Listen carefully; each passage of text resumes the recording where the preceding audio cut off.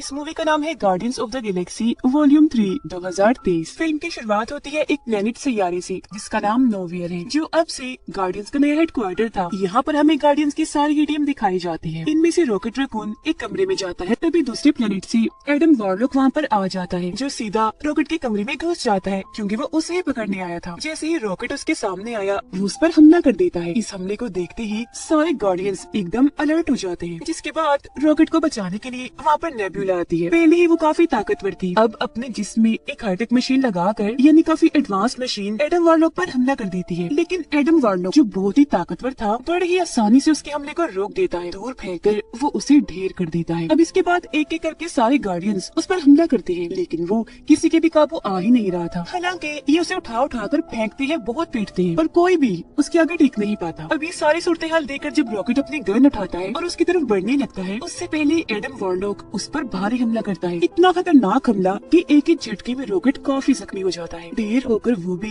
एक जगह पर गिर गया। इस सब के बावजूद भी नेब्यूला हार नहीं मानती। वो दोबारा उठी, अपने हाथ को तलवार बना लेती है, जिसे जाकर वो एडम वॉरलॉक के पेट में घुसा देती है, जिससे अब वो इतना जख्मी हो गया कि वहीं पर ही बेहोश हो जाता है। अब इससे पहले कि सारे गार्डियंस दोबारा से उस पर हमला करते, उससे पहले ही एडम वॉरलॉक उठता है और झट से नोवेयर से भाग जाता है। अब पीटर और उसका साथी रॉकेट के पास आते हैं, जो जख्मी हालत में वहाँ गिरा पड़ा था। उसका इलाज करने के लिए जख्मों को ठीक करने वाली एक डिवाइस वो उसके जिस्म से लगा देते हैं। लेकिन जैसे मशीन एक्टिवेट हुई, ऑन हुई, रॉकेट तड़पने लगता है। देखने से लग रहा था जैसे वो मशीन रॉकेट की जान ले रही है। ये देखकर फौरन नेब्यूला वहाँ पर भाग कर आई, पीटर से कहकर जल्दी से इस मशीन को बंद करवाती है। फिर वो रॉकेट के पूरे जिस्म को अच्छे से स्कैन करके चेक करके सबको बताती है कि असल में इसके जिस्म के अंदर बहुत सारी मशीन्स फिट की गई हैं। उन सारी मशीन्स के अंदर एक मशीन ऐसी भी है जिसे रॉकेट के दिल के पास लगाया गया है, और अगर किसी ने भी उस मशीन को निकाले बगैर रॉकेट का इलाज करने की कोशिश की तो वही मशीन रॉकेट की जान ले लेगी। और ये सब कुछ रॉकेट के साथ उस मशीन की वजह से हो रहा था, जो वो तड़प रहा था। सारे ही गार्डियंस रॉकेट को ठीक करने में लग जाते हैं, जबकि रॉकेट जो जख्मी पड़ा था, बेहोश था, उसे अपनी पुरानी यादें याद आने लगती है, यानी कि उसका माजी, गुजरा हुआ वक्त। उसकी यादों में दिखाया जाता है कि बहुत साल पहले रॉकेट एक छोटा सा रकून था, जो एक जानवर ही होता है, जो अपने जैसे बाकी रकून्स के साथ एक पिंजरे में कैद था। लेकिन एक दिन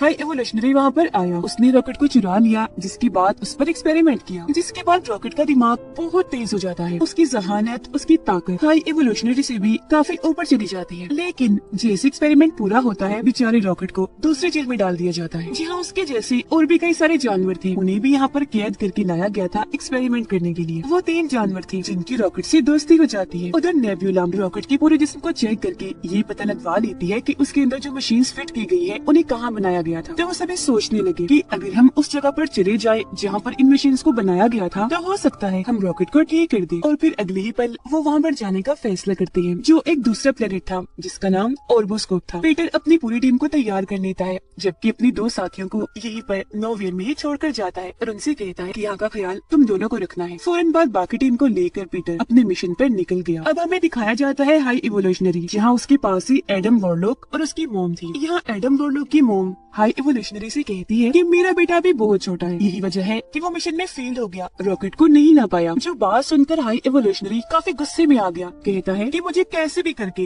रॉकेट चाहिए तो चाहिए। ये कहकर वो एडम वॉरलॉक को बहुत मारता है और उन माँ बेटी को ये धमकी देता है कि अगर अगली बार तुम रॉकेट को लाने में नाकाम रहे और उसे मेरे हवाले ना किया तो मैं तुम्हारी पूरी नस्ल को ही मार दूंगा। यहाँ हमें पता चलता है कि इस वक्त हाई इवोल्यूशनरी जहाँ पर है वो एक पूरा प्लेनेट है। ये पूरा ही प्लेनेट बिल्कुल हमारी जमीन अर्थ जैसा है, इसीलिए इसका नाम भी काउंटर अर्थ है। अब यहाँ हाई इवोल्यूशनरी इतना पागल, इतना अजीब है कि वो चाहता है कि जितने भी प्लैनेट्स और वहाँ पर रहने वाले जानवर और क्रिएचर्स हैं, वो सब एकदम परफेक्ट होने चाहिए, इन्हें हर लिहाज से बिल्कुल ठीक। इसीलिए वो अलग अलग प्लैनेट्स पर जाकर वहाँ के जानवर और क्रिएचर्स को उठाता है और उन पर एक्सपेरिमेंट करके बदलने की कोशिश करता है अपने मुताबिक। वो उन्हें इतना बदलता है कि उसकी सोच के मुताबिक वो परफेक्ट बन जाए। ऐसे ही फिर हाई इवोल्यूशनरी जानवरों और क्रिएचर्स को लेने के लिए जब प्लेनेट अर्थ पर गया, इन्हें हमारी जमीन पर, तो उसे अर्थ इतनी अच्छी लगी कि उसने ठान लिया कि अब मैं भी बिल्कुल प्लेनेट अर्थ जैसा ही एक प्लेनेट बनाऊंगा, जो दिखने में और उसका माहौल बिल्कुल अर्थ जैसा होगा। यहाँ तक कि वहाँ के घर और लोग भी प्लेनेट अर्थ जैसे होंगे, और यही वो प्लेनेट है जिसे काउंटर अर्थ कहते हैं।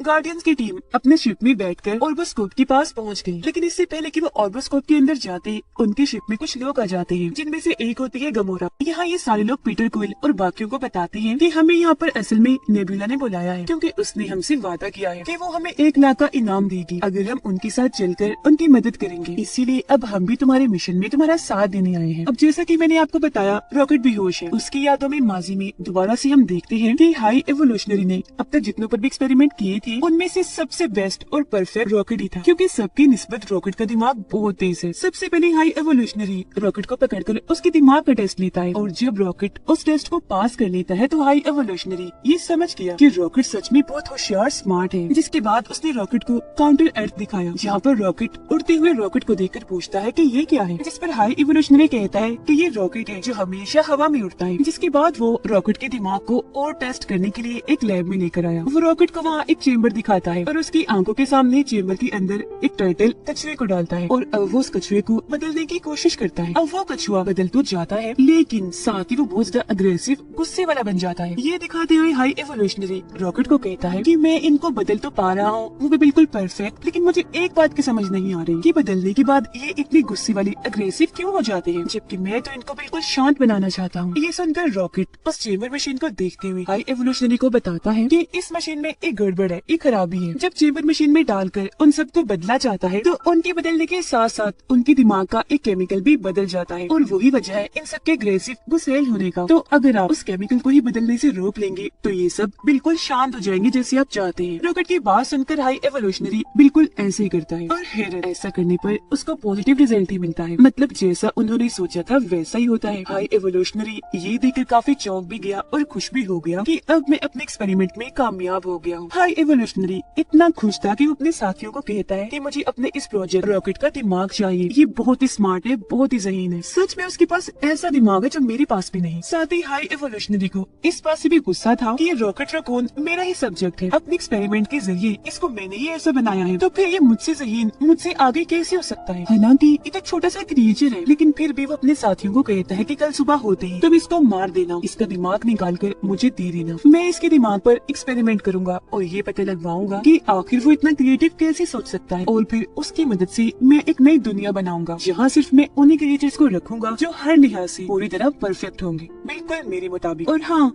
इसका दिमाग निकालने के बाद जो इसके साथी है ना, उनको भी मार देना, क्योंकि वो हमारे अब किसी काम के नहीं। इतना कहते ही रॉकेट को दोबारा उसके जेल में बंद कर दिया जाता है। जेल में आते ही रॉकेट अपने साथियों को बताता है कि कल सुबह होते ही हम सबको मार दिया जाएगा, इसीलिए अब हमें कुछ भी करके यहाँ से निकलना होगा। जिसके बाद बाहर जो स्पेसशिप है उनमें बैठकर हम यहाँ से निकल जाएंगे। ये कहते ही रॉकेट वहाँ पर रखी हुई सारी चीजों को इकट्ठा करता है और एक चाबी बना लेता है। उस चाबी से अपने जेल का ताला खोलता है और वहाँ से बाहर आ जाता है, और अपनी एक दोस्त जो उसे सबसे प्यारी थी उसको भी बाहर निकाल लेता है। लेकिन तभी वहाँ पर हाई एवोल्यूशनरी आ जाता है, जो उसकी दोस्त को गोली मार देता है, जिससे रॉकेट की दोस्त की वहीं पर ही मौत हो जाती है। फिर हाई एवोल्यूशनरी उससे कहता है, मैं जानता था रॉकेट तुम यहाँ से भागने की कोशिश जरूर करोगे, तो इसीलिए मुझे यहाँ पर आना पड़ा, और अब मैं तुम्हारी बाकी साथियों को भी मार दूंगा और अभी के अभी तुम्हारा दिमाग निकालूंगा। सुबह तक का इंतजार मैं नहीं करने वाला। अपनी आंखों के सामने ही रॉकेट अपनी दोस्त को मरा हुआ देखकर बहुत दुखी हो जाता है, और अब उसे काफी गुस्सा भी आ गया था। वो हाई एवोल्यूशनरी पर हमला कर देता है, उसका मुंह नोचकर वहाँ से भाग जाता है।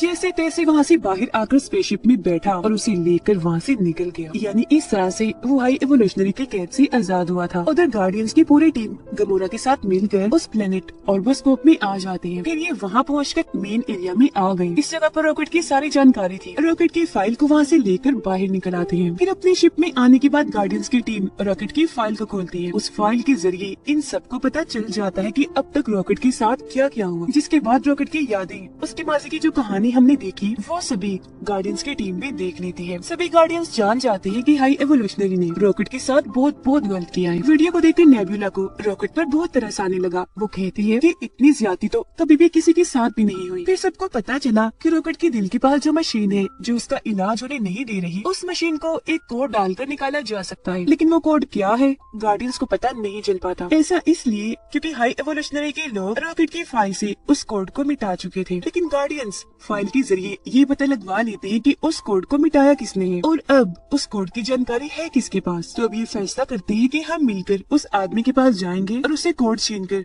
रॉकेट की जान बचाएंगे। लेकिन गमोरा ऐसा करने से मना कर देती है और उनसे कहने लगी कि वो आदमी इस वक्त हाई एवोल्यूशनरी के पास है, तो अगर हम वहाँ गए तो सारे मारे जाएंगे, इसीलिए अब मैं तुम्हारा साथ नहीं दे सकती। वो फिर अपने एक साथी को अपनी लोकेशन भेज देती है कि इस वक्त मैं कहाँ हूँ और मुझे जल्दी से लेने आ जाओ। लेकिन हम देखते हैं कि उसके साथी को ऑर्बोस्कोप में एडम वॉरलॉक और उसकी मॉम ने पकड़ लिया है। तो जैसे गमोरा अपनी लोकेशन भेजती है उसके बारे में एडम वॉरलॉक और उसकी मॉम को भी पता चल गया था, तो इसीलिए वो गार्डियंस को पकड़ने के लिए जाने लगती है। उधर गार्डियंस जैसे ही हाई एवोल्यूशनरी के पास पहुँचते हैं तो वो इन्हें बताता है कि जानते हो मेरा प्लान क्या है, अब मैं तुम सबको मार दूंगा और तुमसे रॉकेट को हासिल कर लूंगा जो मेरा सब्जेक्ट है। ये सब कुछ मैंने ही किया है, तुम्हें यहाँ पर अपने प्लान के जरिए मैंने ही बुलाया है। जिसके बाद अपने लोगों को वही हुक्म देता है कि बाहर गार्डियंस की शिप में रॉकेट है, जल्दी से जाकर उसे ले आओ। फिर हाई एवोल्यूशनरी जाकर अपनी शिप में बैठ जाता है और अपने लोगों को हुक्म देता है कि अब मेरे जाने के बाद इस पूरे प्लेनेट को तबाह कर दो। उसके लोग ऐसे ही करने लगते हैं, शिप को उड़ाकर धीरे धीरे प्लेनेट को तबाह करने लगते हैं। जिससे होता ये है कि वहाँ पर जगह जगह धमाके होने लगते हैं। ये सब होता हुआ देखकर गार्डियंस टीम के दो लोग पीटर और ग्रूट जो वहीं पर थे हाई एवोल्यूशनरी के लोगों से लड़ने लगते हैं। अपने पावरफुल गन से वो उन सभी को शॉट करने लगती हैं और उन सब में से उस आदमी को उठा लेती है जिसके पास उस मशीन का कोड है जिसके जरिए वो रॉकेट को बचा सकते हैं। अब पीटर के बाकी साथी